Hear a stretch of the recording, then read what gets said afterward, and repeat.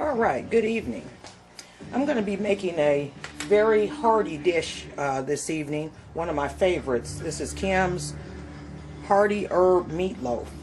And when I say hearty, it is very hearty, as you can see the vast amount of ingredients I have here. First of all, I didn't have room to put my meat in there, so I'm just going to show you this. It's going to be about an 8 to 10 serving dish. And we're using a total of 3 pounds of meat. I got 1.5 pounds of 85-15 chuck, and then 1.5 pounds of seasoned, purchased seasoned ground turkey.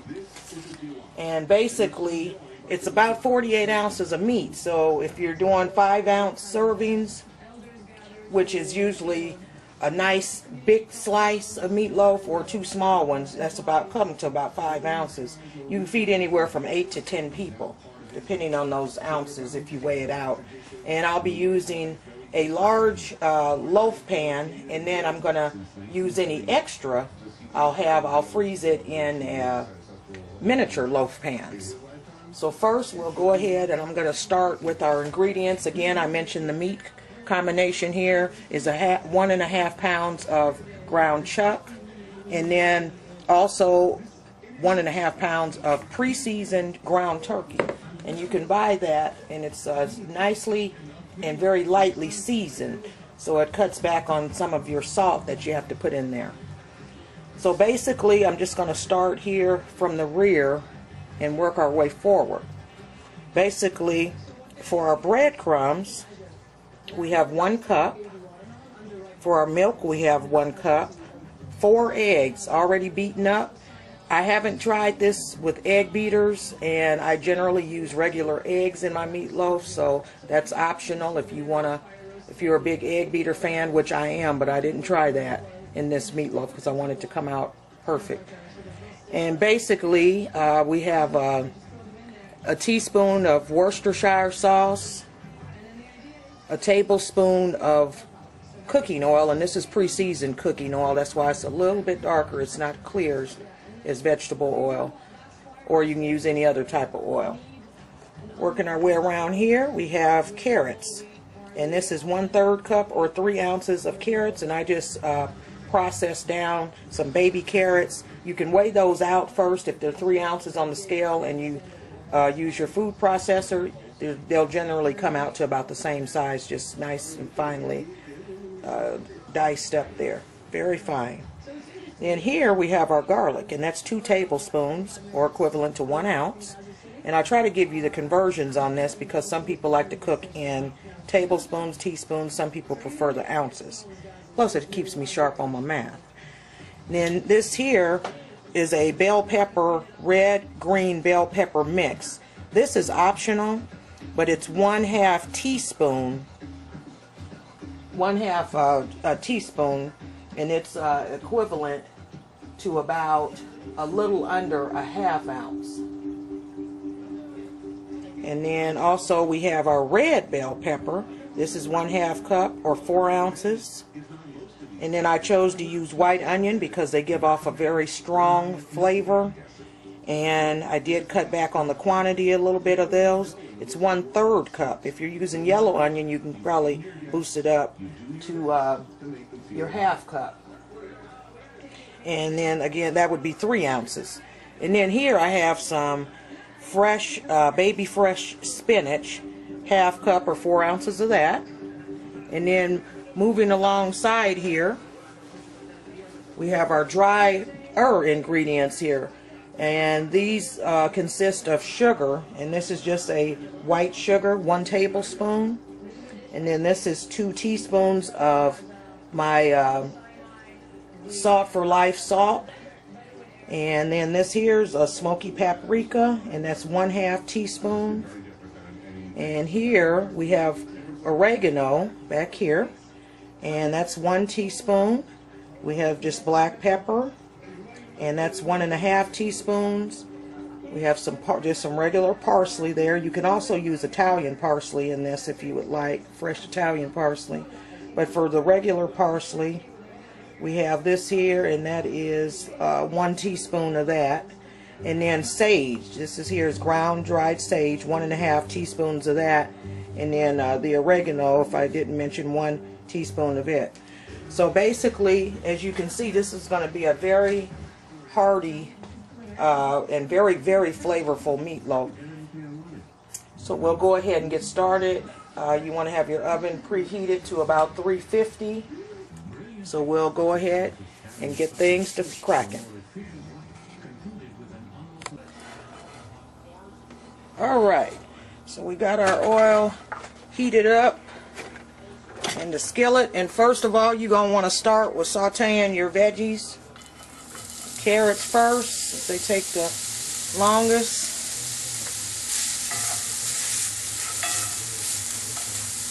And you're going to add your bell peppers after that.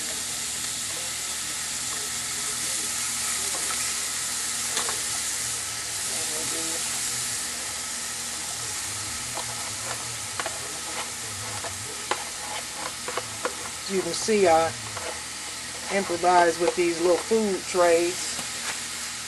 I try to keep some of those around. Oh, we got to get that out of there. I have to cut that up real quick. Put that in there. Okay. We'll go ahead and hit it off with our onions.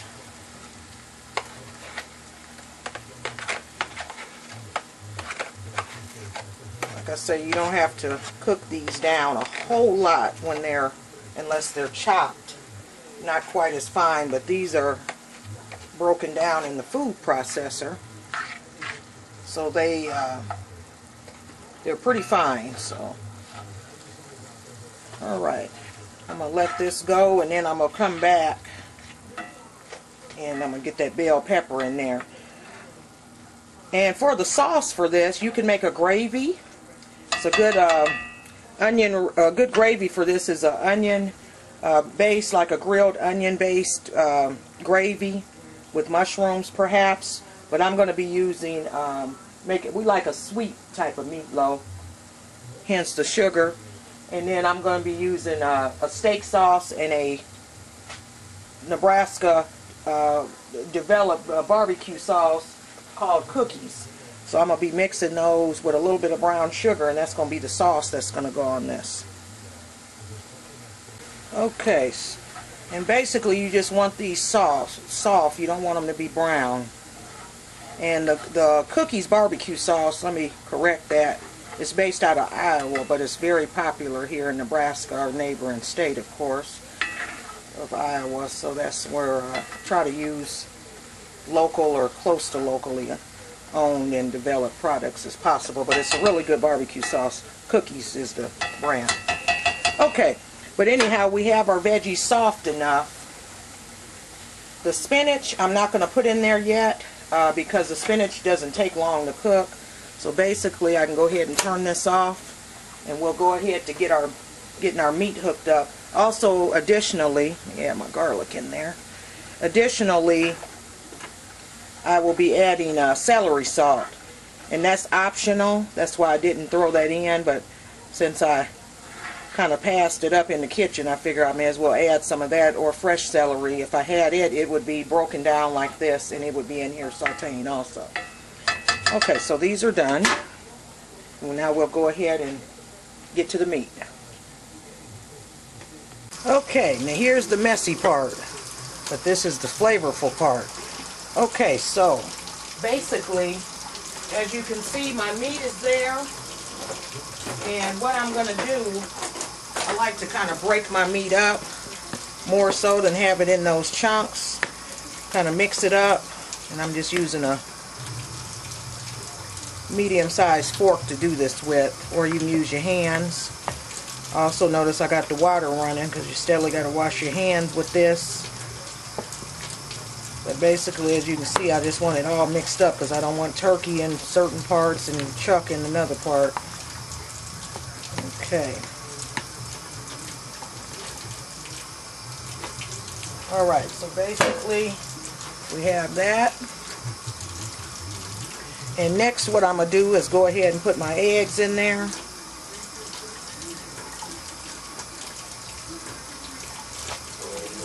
Those babies in there.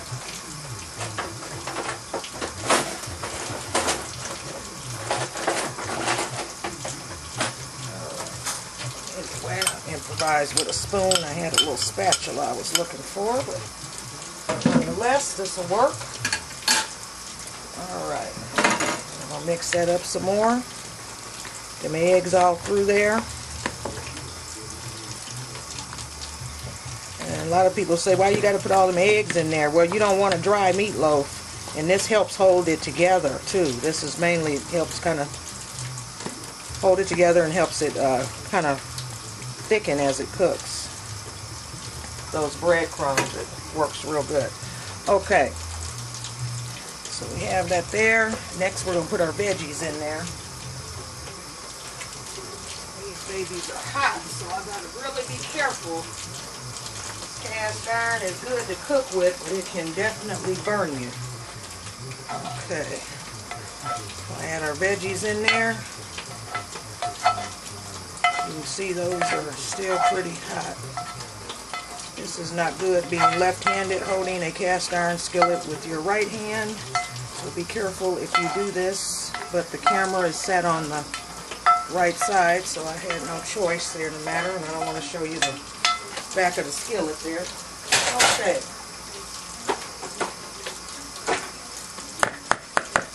We got that there. Again, mixing it up.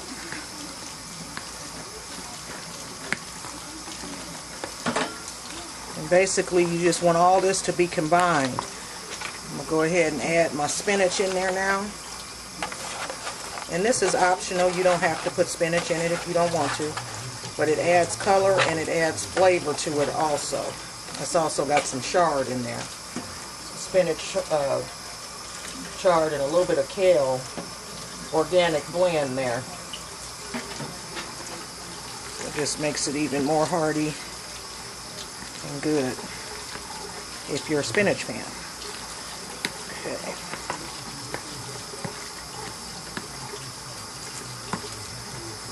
Main thing is get that on the bottom there. You don't want everything to be mixed in and the bottom is not. This is a good workout for your shoulder and arm, by the way. Alright. Okay. Okay. Next, I'm going to add a little bit of my celery salt. And again, this is optional. I add my Worcestershire sauce, and that's a teaspoon.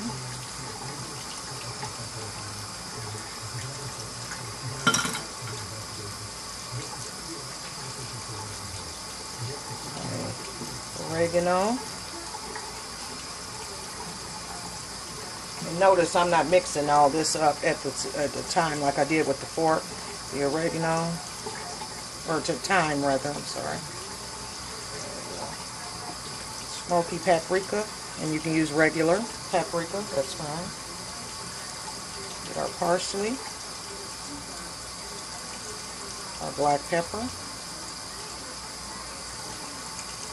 our sage, sugar, and then our salt for life. Save a little bit of that to see how. Alright, now this is the mix-up process here.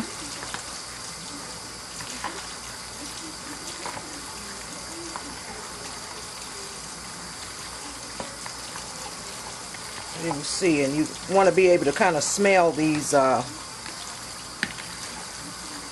flavors coming out in this meat. That's another way you can kind of tell if it's mixed up properly. You can smell it more kind of in the meat versus just the seasonings themselves. That's a good rule of thumb to have when you're making a meatloaf. If you can kind of smell it and it smells like a meat season versus just pepper or just your dry seasonings. Oops, I forgot about my milk. Now the milk, I'm going to take it a little bit light on. I may not use a full cup. Take it a little bit light on that milk. Mix that around because I don't want it to be too moist. but I think I'm going to end up using it because the moister it is, you can always cook it a little bit longer. Keep that in mind too. If you're using a very lean ground beef, keep in mind that you may want to add a little bit more milk and 1 extra egg, because it can, a leaner ground beef does cook very, very fast, and it doesn't produce much oil at all, so it tends to have your meatloaf tends to be drier. Of course, it's healthier, ground sirloin or anything like that. And your breadcrumbs you want to add a little bit at a time. You don't want to add all these. I'm going to go ahead and put the rest of my salt in there. And this is salt for life. So it's like a small part of salt actually in there is derived from sea salt. So if that seems like quite a bit of salt, that's a lower sodium salt, but it's not a no salt. Okay.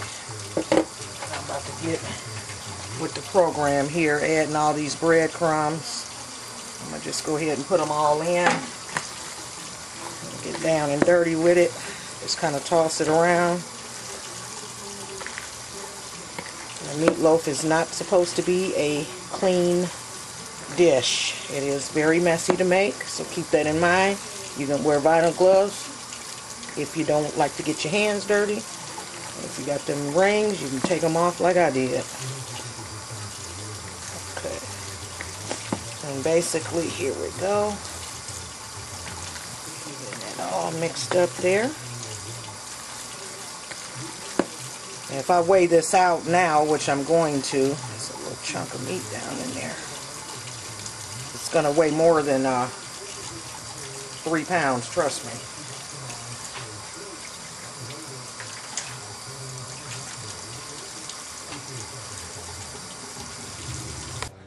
Okay, as I mentioned, now this meatloaf is actually 5 1/4 pounds heavy.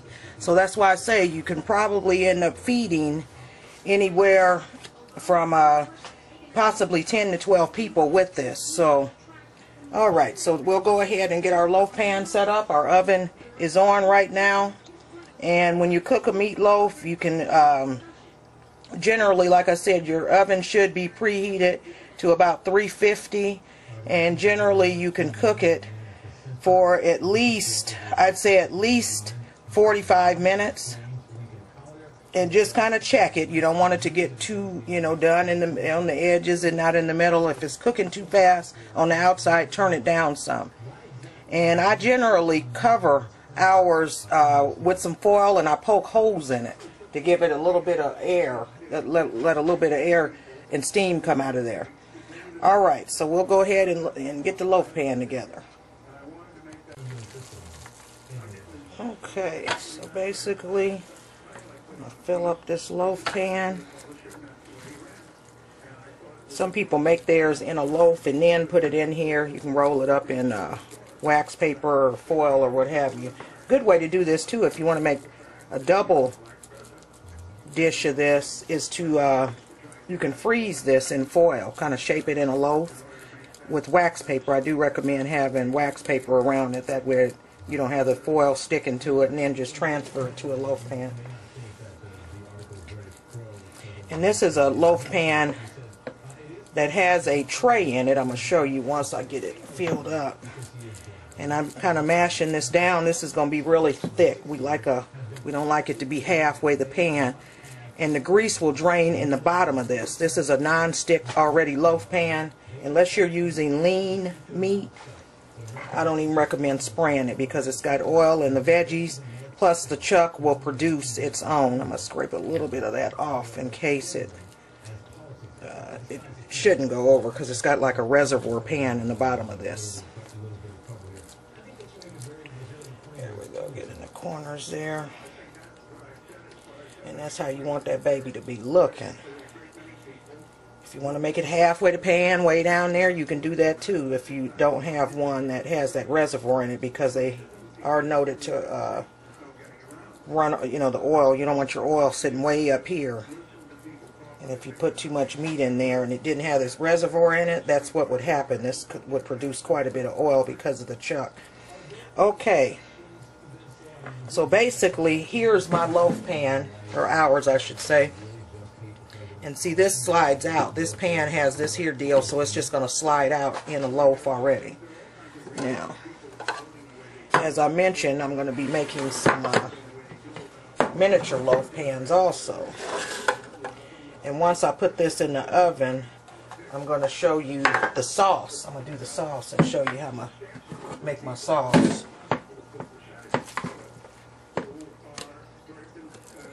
Now, as you see, these here have no reservoir, so I'm not going to make these quite as filled.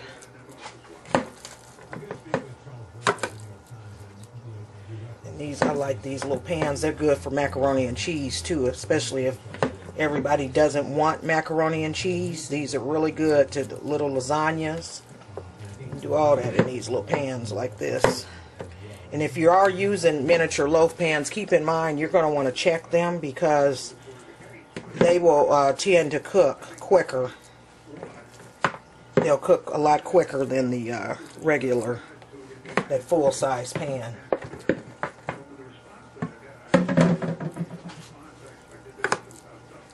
Okay, there we go.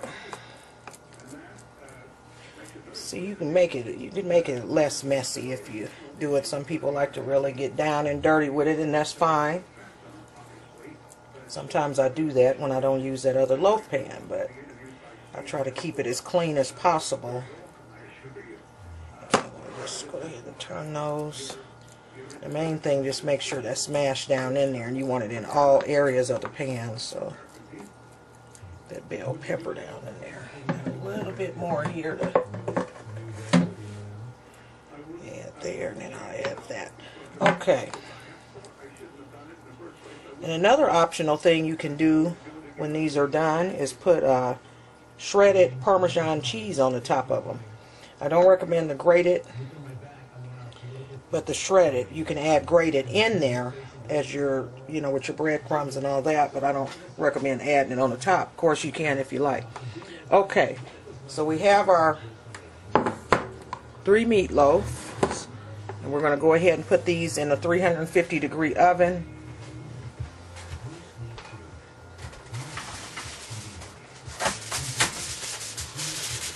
Again, as I mentioned, I'm going to cover this up with foil, and then I'm going to put holes in it.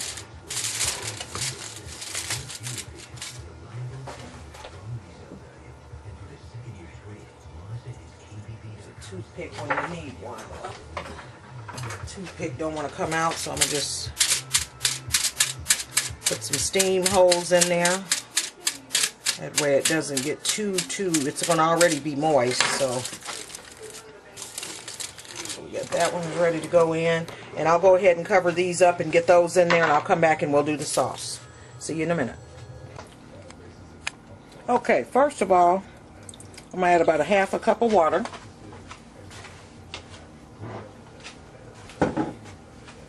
Then I'm going to use my Cookies barbecue sauce, and that's cookies. And basically, I don't really measure this out. I'm just going to use enough in there. It's probably close to about between a quarter and half cup, I would say. And then I'm going to add my favorite steak sauce, the A1 Thick and Hearty.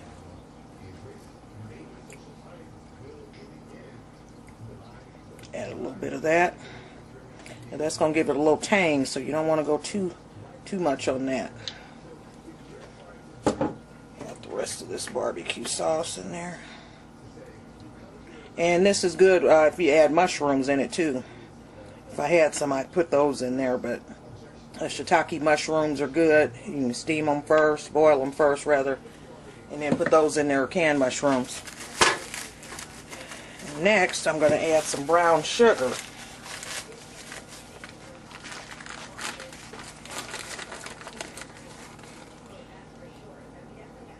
And that's probably about a tablespoon if it's packed. Alright.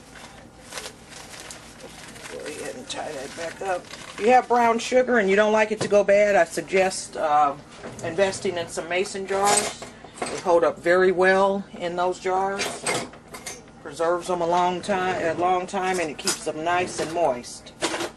And then basically, you're just going to want to stir this up. You can find something to stir it up with. Okay, I'll use this here. Basically, just kind of stir it up. If you want it thicker, you can add less water. And this kind of a sweeter sauce. Some people just generally use ketchup. I don't like mine with ketchup. This sauce, and when this sauce sits, it will thicken. And basically that's it. And I just thought about something I'm going to hook up in there. Throw a little hint of liquid smoke in there. Optional. But it'll just give it a little small hint of smoky flavor along with the steak sauce, because it's got some in there too. Okay, so this here you just want to basically mix it up, stir it up good, and then you can cut it off. And basically when your meatloaf is just about done, we'll remove the foil and then put this on the top. And what I really like to do is I brush a little bit of this on the top, but then when it's done cooking, I'll take it out, let it cool off a little bit, and slice it, and then pour the rest of this on it. That way it's sauce all over the meatloaf. Some people like their meatloaf with no sauce. We like ours with sauce. Also on this dish, we're going to be glazing. Part of this will have sauce on the meatloaf, part of it won't. Because we're going to, not glaze, we're going to kind of toast or brown the meatloaf. And we're going to make a meatloaf sandwich. Or you can have this with mashed potatoes or whatever. You like rice, whatever you want. But it's a good way I'm going to show you for leftovers. It's always leftover meatloaf usually. So I'm going to show you a good way to use it that next day, where you can slice it, brown it on each side, and melt some cheese on it. And it's the bomb. Okay, we have our finished meatloaves here. Got our large one, our two small ones, and as you see, these are, I had poured some of the juice off these smaller ones, and then this larger one, I'm going to go ahead and show you how thick that baby came out. Alright, basically what I do is just lift that out, and this pan is so convenient. You just sit it there like that, and you have all your drippings in the bottom of there, as you can see, that reservoir. And got a nice thick hearty meatloaf there. And what I'll do is let this cool off, and then I'll cut it. Slice it. It's nice and tender, not too tough, just right. Okay, now basically what I'm going to do is take our smaller loaves out, one at a time here. Actually, I'll do both of them at one time. Go ahead and take those out, and I'm going to go ahead and cut those.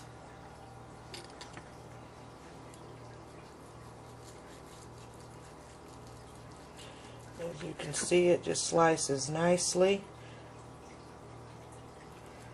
A nice color in there. And these are nice little sizes for kids. Nice little small loaves. I'll take that there.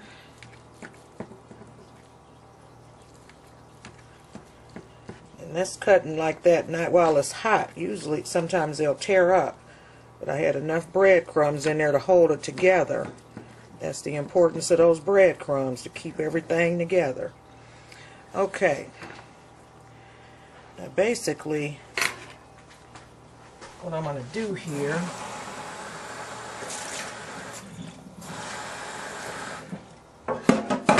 is transfer those into this dish here. I have my brush. I'm going to brush the sauce on them.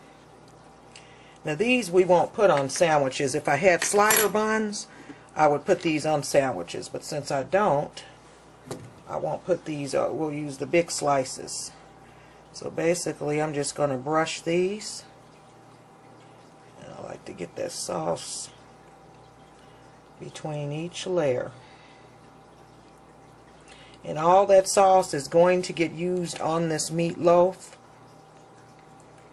So the transferring that back in there is not going to matter because I'm going to be using all that sauce anyway. If I was not and was going to reserve it, I'd want to have this in a smaller dish. But like I say, it's going to all get used between these different meatloaves. And just kind of paint it like a picture. Get up there. And that's kind of hot. I don't want to burn myself. There we go. Alright. Just paint it like a picture, like so. Tops there. Alright. I'm just going to take these one by one and transfer them in here. If you're sensitive to heat, I wouldn't recommend this because they are very hot. I'm kind of used to this. Brush these other ones. You notice I'm getting the sauce on all sides. Put that in there. Everybody likes sauce on the meatloaf. Well, most people do. But the way I do the sandwich on the larger one, we're going to use some of those slices for sandwiches. I want to show you how I do a sandwich.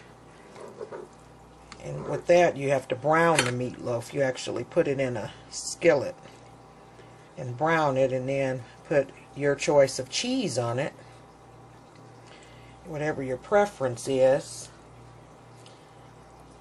And you put a lid on it and let the cheese melt over it, and then put it on a nice thick piece of bread.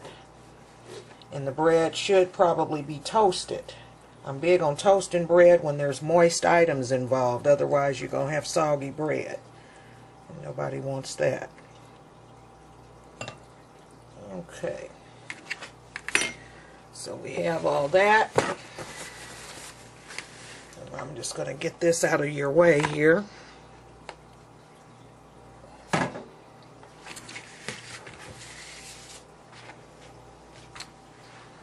But out. There we go. These are our nice mini loaves, cut up and sauced. And as an additional layer of sauce, this is where we're going to add this.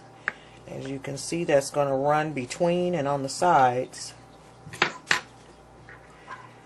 in there.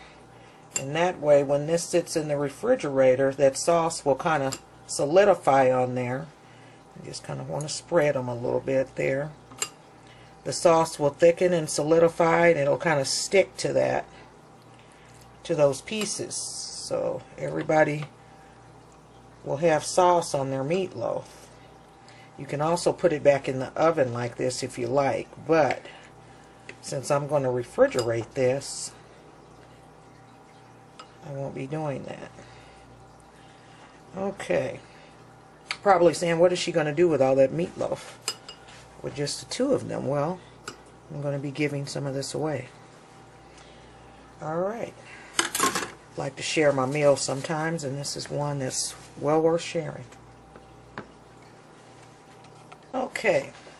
Now this meatloaf here, as you can see, is on this deal here, and that'll generally slide off.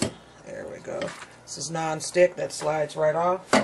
It's a very nice pan to have. And this here, we want these slices kind of thick because we're going to be making sandwiches with these. And this here, I will be freezing the other half. So we're just going to do a nice two. We'll do enough for 3 sandwiches. There we go. Alright. My little cheat piece. And this here I'm going to freeze, sauce and freeze. Basically what I did with this is wrap it in wax paper, like so, and that kind of helps keep some of the moisture in. You can put it in cellophane too if you want to first, but I prefer wax paper. Take it just like that. Wrap it in some foil. And this is heavy duty foil. And we're going to wrap it again.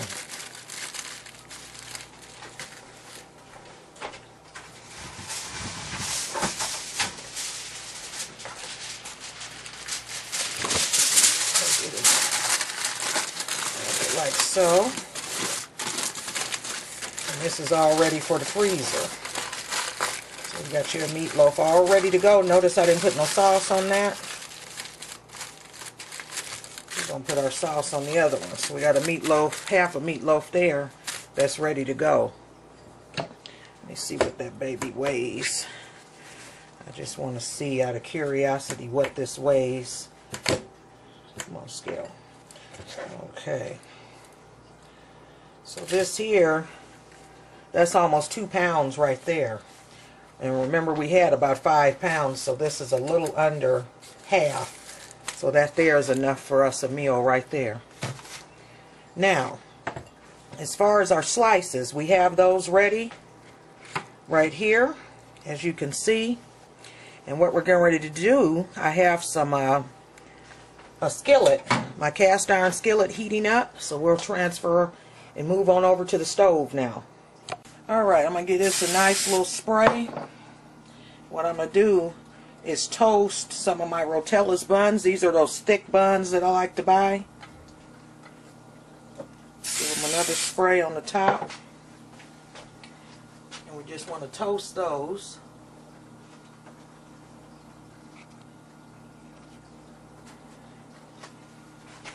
And in the meantime, I'm going to add the meatloaf, one of the slices rather, to the other side, like so.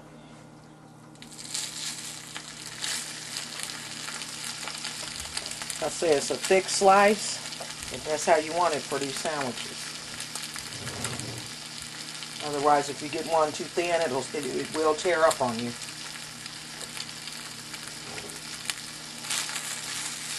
It creates its own grease, but we also added our own grease.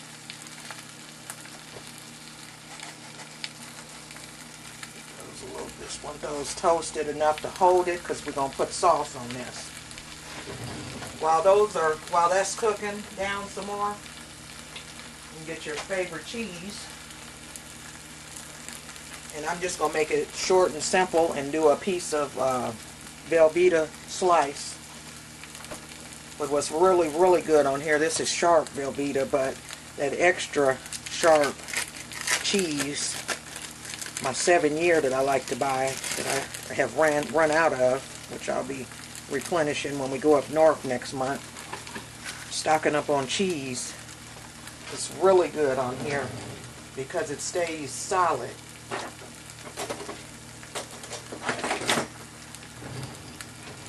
And basically, our buns should be, go ahead and get that other side too.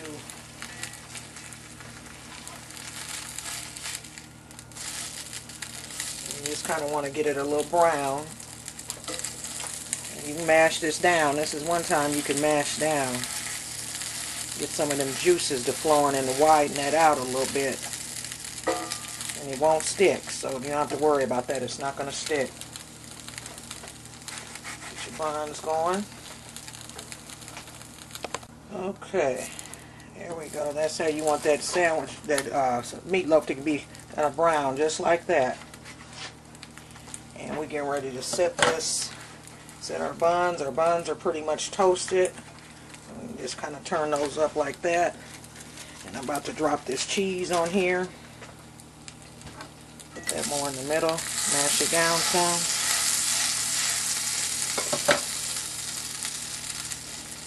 What I'm going to do is put that Velveeta on there like that. It tore up on me. That's the thing about Velveeta. Very soft. Get my buns off of there now. Put that on there for about a minute. Come back and we're going to hook it up. Alright. We're going to go ahead and get our meatloaf sandwich out of there. And what I'm going to do, being the sauce person I am, I'm going to put a little bit of sauce on that. I'm going to put a little bit of sauce on that. There we go. Get out of there. There we go. Alright. Got our bottom bun there. Put that on there like so.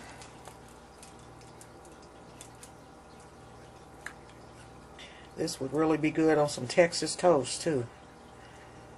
Alright, there we go. And if you have some fries on that side, right on time, but in the meantime, we're just going to sit it like that. Kim's Hearty herb meatloaf. Sandwich style and loaf style. Go check it out.